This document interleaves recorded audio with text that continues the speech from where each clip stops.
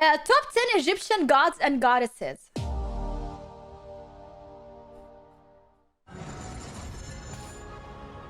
Oh my god, CGI. These are the ancient guides of the underworld and the afterlife. Welcome to WatchMojo.com, and today we're counting down our picks for the top 10 Egyptian gods and goddesses. For this list, we're focusing specifically on Egyptian mythology only, meaning no pharaohs or Greek gods will be included. Wait, have my leave to go. What do you mean there are Egyptian gods and goddesses and then you don't mention pharaohs? What do you mean? What do you mean? There are so many gods and goddesses in pharaoh. Number 10, Sobek. Sobek. Reptile demon.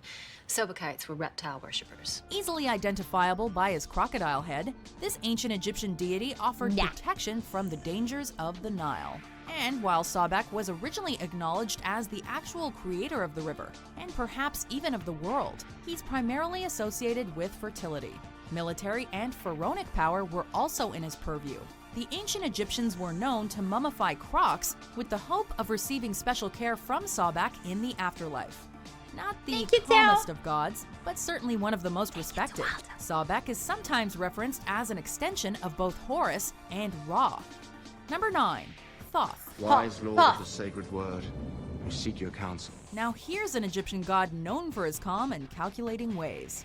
Originally functioning as a moon god, Thoth was later referenced as the designer of the universe itself, while also being recognized as the mediator between good and evil. In other words, Thoth kept Egyptians in check through education, even coming to be credited with the invention of writing.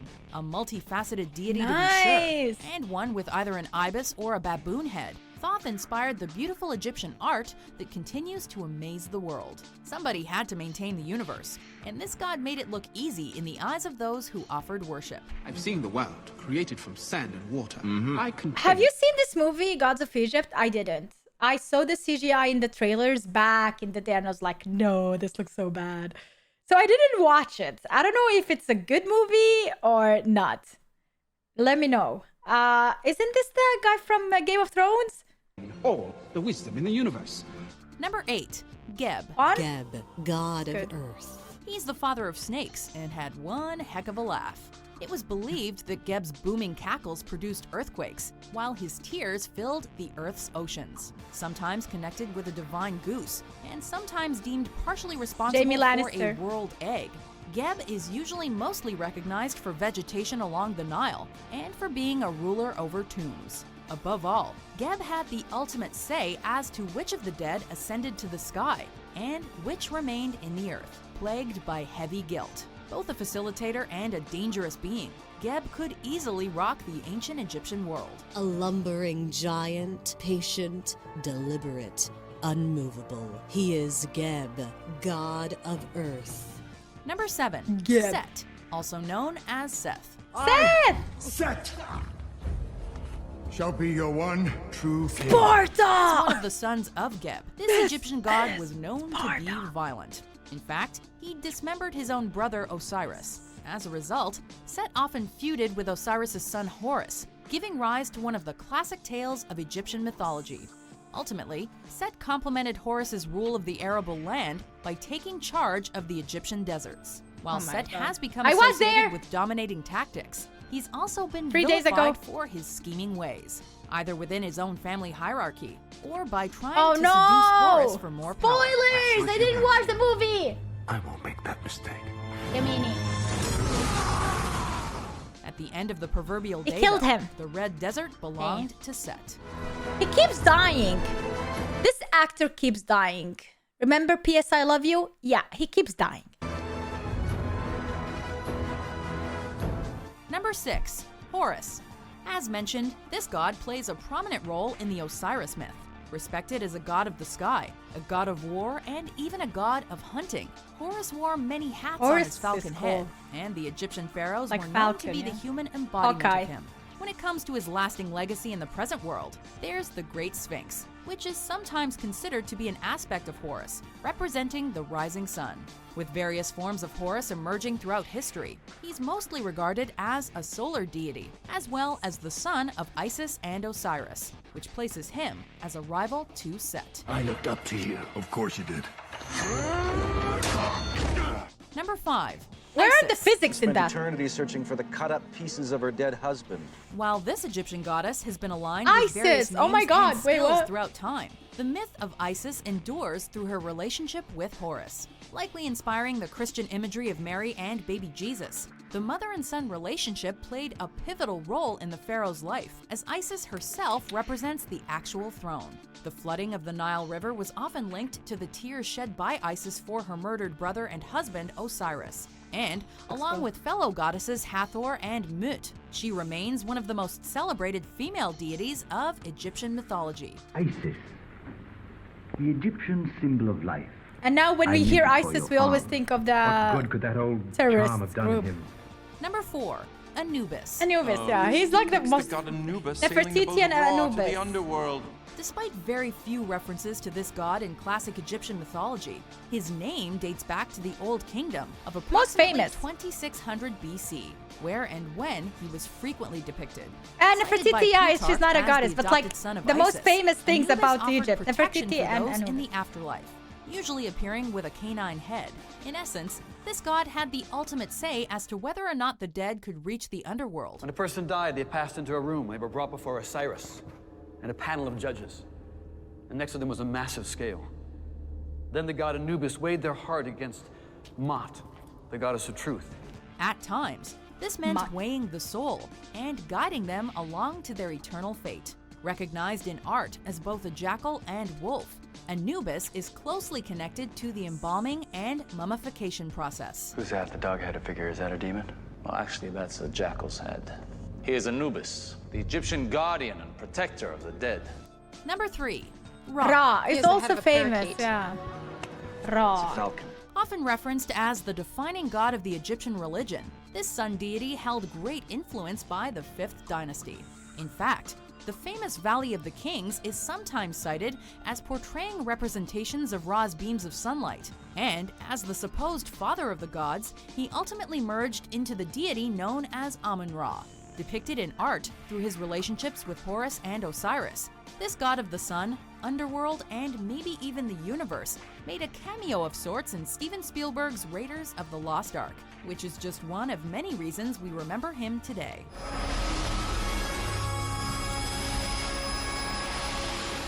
Number 2. Osiris. Osiris, the god of life, was the beloved king of all the lands made bountiful by the Nile. Son of either Geb or Ra, depending on the source, companion of Isis and the father of Horus. It has This is the alien god head. at the center of the Osirian myth. As the story goes, Osiris met his death at the hands of his own brother, Oh, only to no. be reassembled by Isis to give birth to Horus. In other words, this cycle of events led to Osiris becoming the god of the dead, meeting pharaohs after their demise and guiding them through a journey of spells and challenges. It's also been said that Osiris once ended the practice of cannibalism, restoring life to the Egyptians and transitioning them Nice! to a At life least he of did agriculture. something good. All are welcome to the afterlife. This is my legacy. Before we unveil our number 1 pick, here are some honorable mentions. A cat one, right? Bastet. Oh my god, she looks very creepy. What the? A vase. Sekhmet.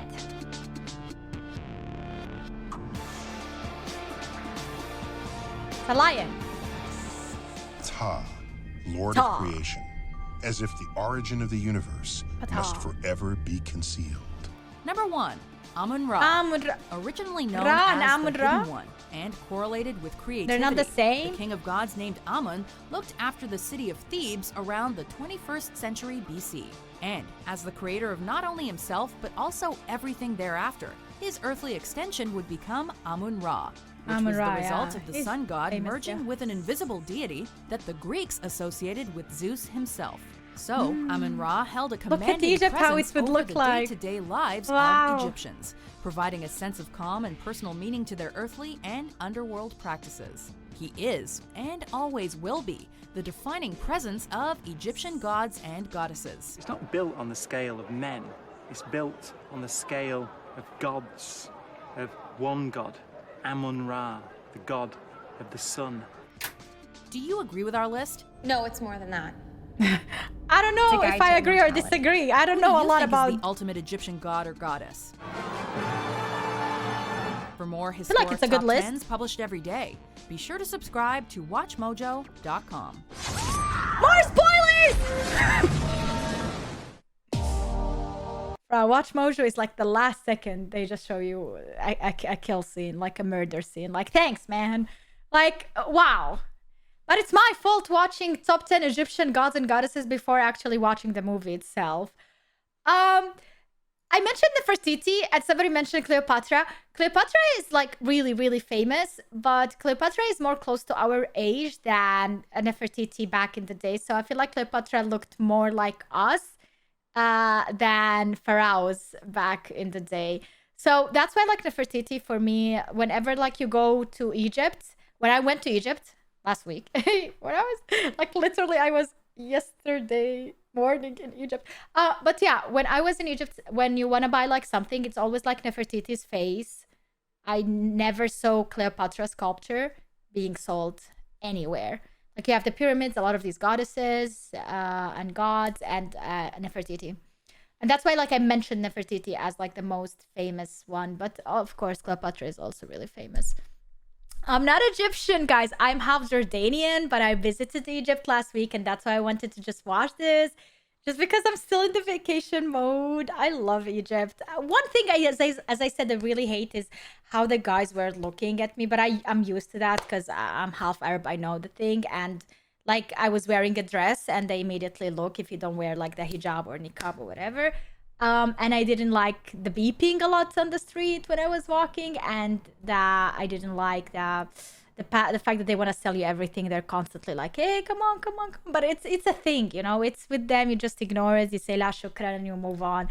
And that's it. Other than that, I really love the experience. And every time I told them I was in Jordan or from Jordan, like I was born in Jordan, they get so happy. They're like, oh, my brothers and sisters, you're my sister. And like, they were so nice because like in Muslim culture and in Islam, like we're all brothers and sisters. And they were constantly like, welcome. They were so happy. So happy because not a lot of Jordanians visit Hurghada, and they don't visit Egypt there exactly where I was. It's mostly Germans, Russians, Polish people. How to say Polish? Just Polish. And yeah, I would say Russians, Germans, Polish. Who did I meet other than, and a lot of Egyptians, of course. Yeah, a lot of them. They know German. The Egyptians in Hurghada speak German as their first language. It's like Egyptian and German. They know it so well. They know it better than me. Oh my God. Imagine, they spoke German way better than me, bro. Like, it's crazy. I feel so ashamed. I have been living in Germany for so long and I still haven't learned the language. But it's not my job to speak it every day. It's their job to speak it. That's the difference. Yikes. I'm still recording the video. Hi, YouTube. Sorry for talking a lot.